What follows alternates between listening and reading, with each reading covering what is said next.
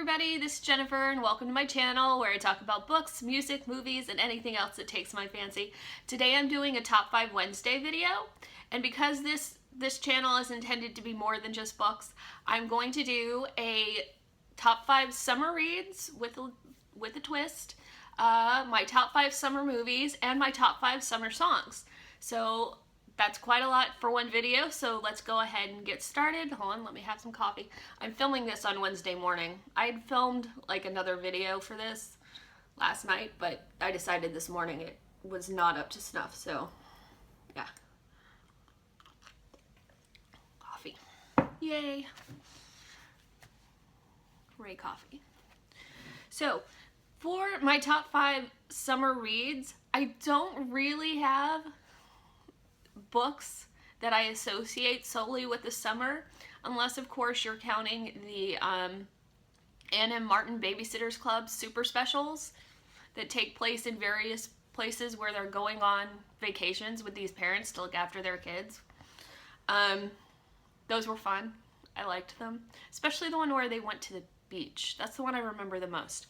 Anyway, so yeah, besides that, I don't really have any like books I love to listen to during the that I love to read during the summer. So I'm going to go and do a top 5 summer reads TBR for me this summer. So let's go ahead and get started on that. The first one I have is on my ebook e-reader. I have a Kindle Fire, so that's on my number 5 is on my Kindle, and it's Auntie Mame by Patrick Dennis. So yeah, you're gonna sense a theme running through this summer's books. I think it's got a definite bohemian bent. So yeah, Auntie Mame is where Auntie Mame, bohemian socialite lady, gets control of her small like nephew, or I haven't started reading it yet, so I'm not exactly sure what his relation is, but it sounds really fun. So I'm looking forward to reading that this summer. My next book is C'est la Folie by Michael Wright, and yeah, it's basically about this guy who he decides to go spend some time at this, let's see, 15th century, yeah, at La Folie, a dilapidated 15th century farmhouse in need of love and renovation in the heart of rural France. So this is where he goes, and he gets up to some stuff, I'm pretty sure. I haven't read it, so I don't know. So my third book I'm hoping to get to this summer is Vile Bodies by Evelyn Waugh. Yeah, so it's supposed to be satirical. I haven't read this. There is no synopsis on this book, so I'm not exactly 100% sure what it's about, but it follows some young people who get up to some stuff. So that's pretty much going to be the theme for this summer. It's people getting up to stuff. So the fourth book I'm hoping to read this summer is one I've had for like 2 years and I haven't read yet. It's Give and Don't Get Fat by Simon Doonan. I think it's like personal essay, memoir, just like fun stuff. I like Simon Doonan a lot. I read his articles in Slate a lot. So yeah, and it's got a pretty, like, it's got a flowery shirt on the cover, and then the spine is really, really pretty. So, ooh, yeah, can't really, there we go. Oops, upside down. Is it? I don't know. Anyway, it's really pretty. That's the bottom line. And it looks like it's going to be funny, so I'm going to read it. And it's got a blurb from John Waters on the back, so can't really go wrong with that. And the last book I'm hoping to read this summer is Beautiful Ruins by Jess Walter. It takes place on the coast of Italy and in Hollywood, I think. Yeah. And I think it's gonna be pretty cool. But I gotta get around to reading it, and I've tried a couple of times, and this summer is gonna be when I read it. Okay, so yeah, those were my top 5 books I hope to read this, my top 5 hopeful summer reads that I'm hoping to get to. Yeah, if all you're interested in books, you can go now, but I'm gonna move on after a fortifying sip of Java. Hot Java. Okay, to my top 5 summer movies. All right, so for number 5, it's a bit of a tie, unfortunately. Could not make a decision on this one. Actually, it's more like a 3-way tie. Yeah, you know what? I'm just gonna do that because it's my channel. I can do what I want. Yay. So my top 5, yeah, number 5 belongs to Pirate Radio, Dazed and Confused, and Everybody Wants Some.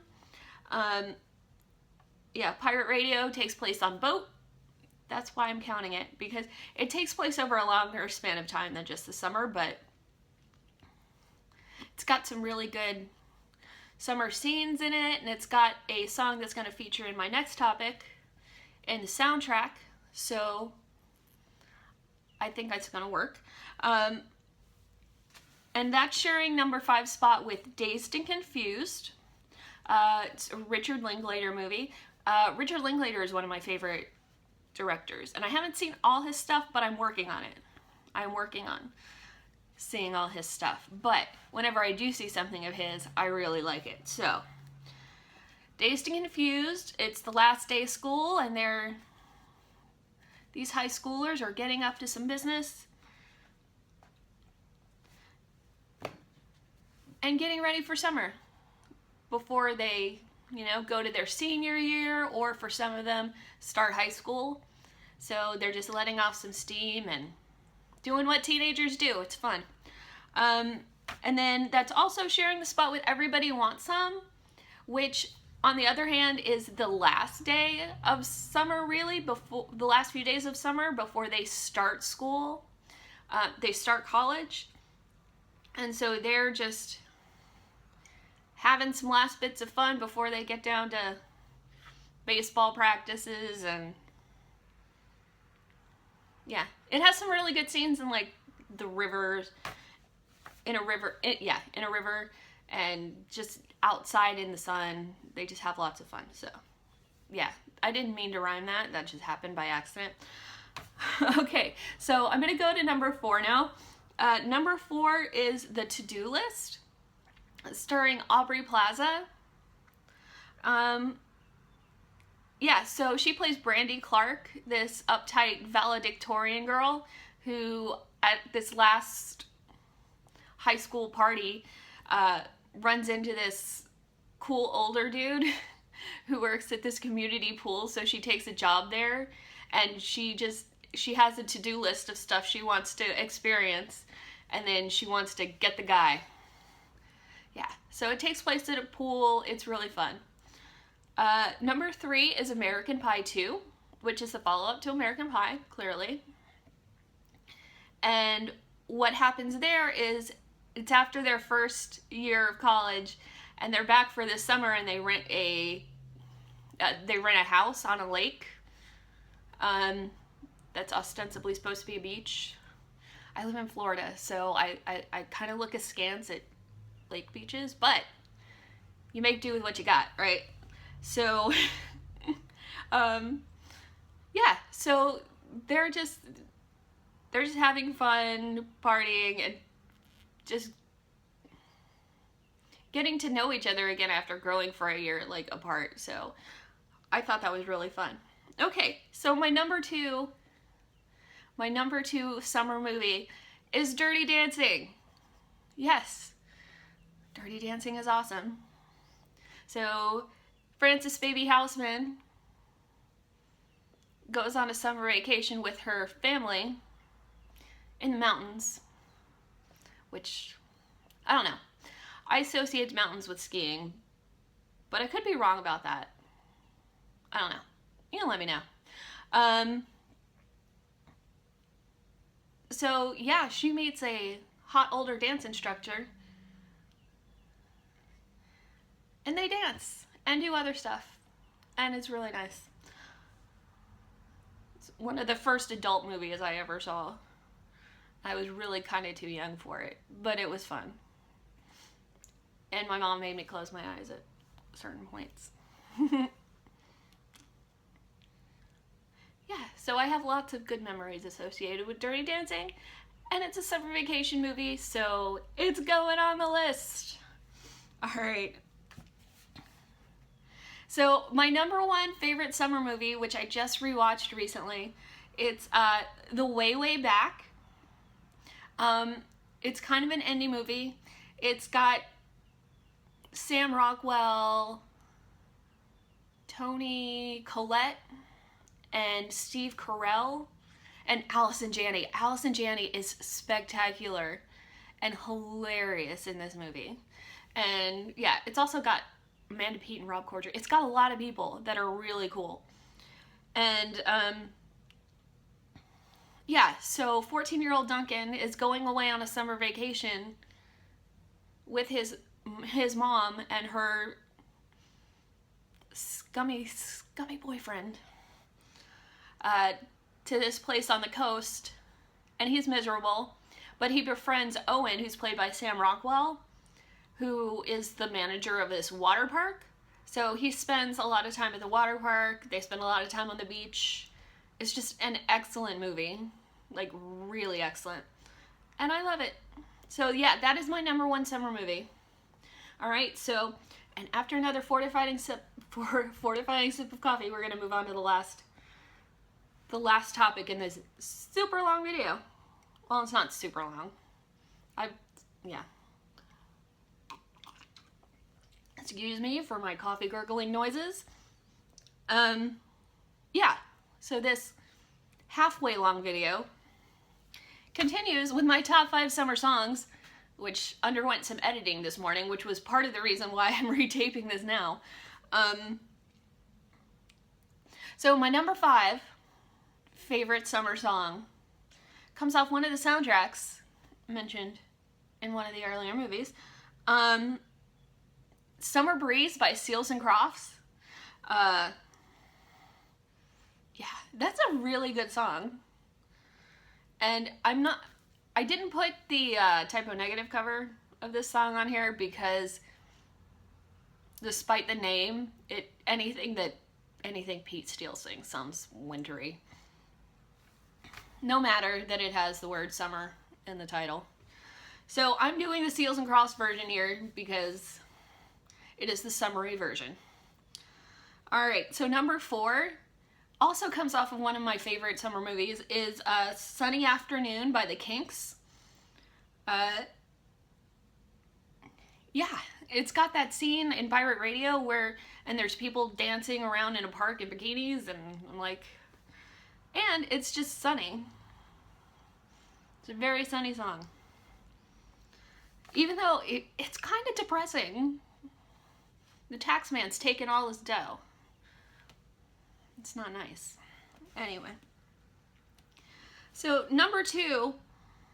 No, wait. Oh, number 3. I totally almost skipped number 3. And that's one of the reasons why I edited the video. Okay, so, number 3 is Soak Up the Sun by Sheryl Crow. I've literally danced to this song on the beach. So it gets a very good high ranking on this list. Well, it's a middle ranking, really. Soak Up the Sun by Sheryl Crow. It's a really good summer song. And the video is super duper summery.